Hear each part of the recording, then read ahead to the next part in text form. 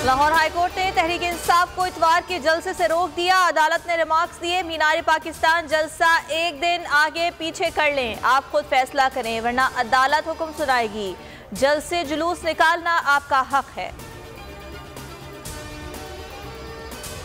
Operation दोबारा शुरू होगा या अदालत मामला निपटाएगी। जमान पाक की सूरत हाल पर लाहौर हाईकोर्ट में समाअत।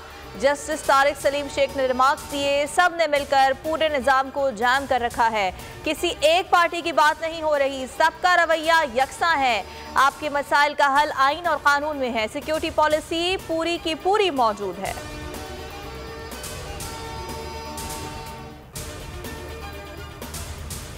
तौशा खाना केस, इस्लामाबाद कचहरी की इलेक्शन कमीशन हुक्काम को 12 बजे तक पेश होने की हिदायत।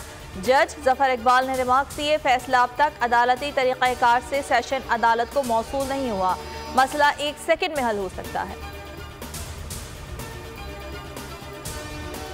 इमरान खान ने अहम इजलास तलब कर लिया। पार्टी की सीनियर क़यादत शाम 4 बजे सर जोड़ेगी। शाह महमूद कुरैशी कहते हैं, बैठक में ज़मान पाक पुलिस ऑपरेशन और अदालती कार्रवाई पर मुशावरत होगी।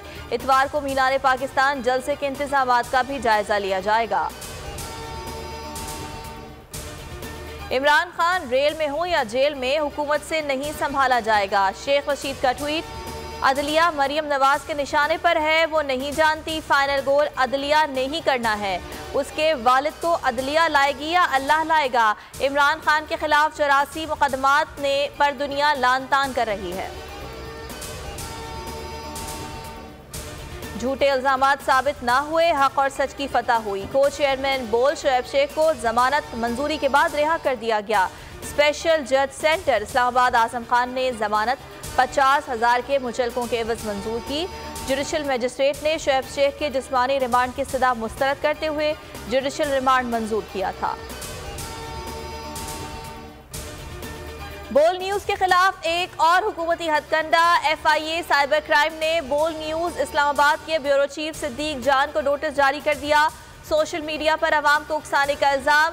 सिद्दीक जान ने नोटिस को इस्लामाबाद हाई कोर्ट में चैलेंज कर दिया। समाअत आज होगी।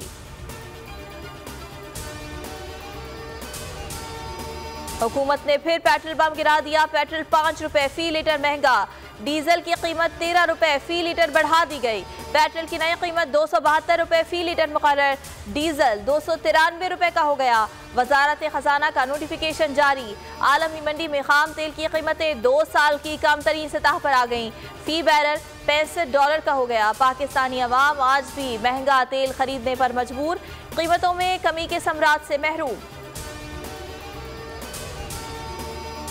आमदन से जायद असासों का इल्जाम। उस्मान बुजदार की अबूरी जमानत में 28 मार्च तक तौसी। आइंदा समाअत पर नैब को इंक्वायरी रिपोर्ट पेश करने का हुक्म।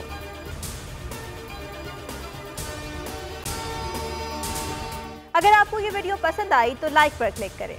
को चेयरमैन बोल शोएब शेख के खिलाफ मनगढ़ंत, झूठा और बेबुनियाद केस। हुकूमत इंतकामी कार्रवाइयों पर उतर आई। रिश्वत देने के झूठे इल्जाम के पीछे असल हकायक वो ले आया अवाम के सामने। सिंध हाई कोर्ट की जानिब से 10 मार्च को एग्जैक्ट केस में बरियत का फैसला भी दे दिया गया, जो रिश्वत के इस इल्जाम को झूठा और बेबुनियाद साबित करने के लिए काफी है। सवाल ये उठता है, न रिश्वत लेने वाला न देने वाला मौजूद, तो फिर ये मुकदमा क्या है? गुज़िश्ता 5 सालों में ना तो कोई गवाह पेश हुआ और ना ही कोई सबूत सामने आया, जबकि कोई इंक्वायरी अमल में नहीं लाई गई। जब मुल्ज़िमान से कोई तहकीकात नहीं की गई, कुछ साबित नहीं हुआ, तो फिर ये मुकदमा क्या है? इससे कबल केस की इंक्वायरी कमेटी के सामने खुद जज कादिर मेमन ने रिश्वत के इल्जाम की तरदीद की थी और कमेटी को तहरीरी तौर पर आगाह भी किया था। इस झूठे और बेबुनियाद केस की कानूनन कोई हैसियत नहीं। सिंध हाई कोर्ट इस मुकदमे में शोएब शेख को बरी कर चुकी है, तो फिर इस नाम नेहाद इल्जाम की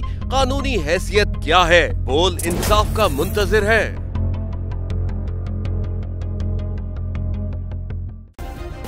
सब्सक्राइब करें और बेल दबाएं ताकि कोई खबर रह न जाए।